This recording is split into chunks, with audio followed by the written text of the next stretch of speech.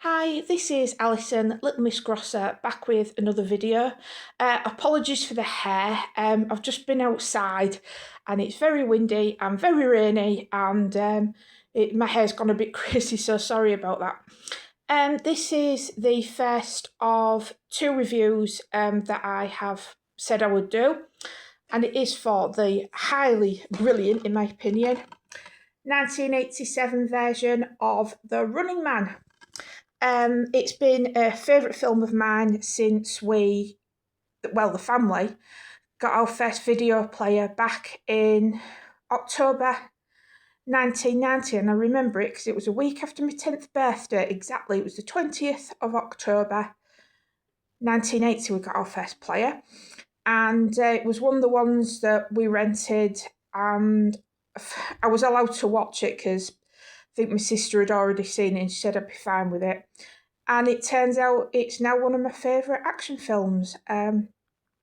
Digressing a little bit, but when I was younger, I found some stuff in some U&PG films way more disturbing than some stuff in some 15s and 18s. But as I say, that's a digression.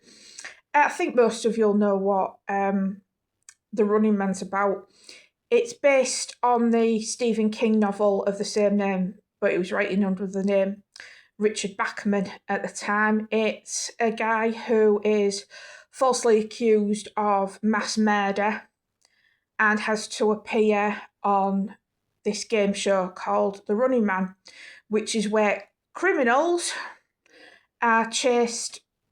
They're known as runners, these criminals, and they are chased by what they call stalkers, and there are several quadrants that they have to try and survive.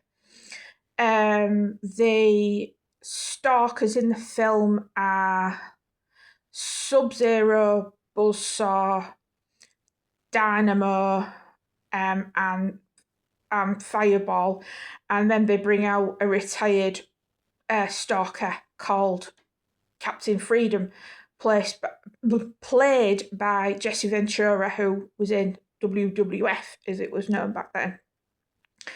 There's a lot of, shall we say, bending of the truth on this game show, but that's all I'll say, because there will be someone out there who hasn't seen it yet, and I do not want to create a load of spoilers.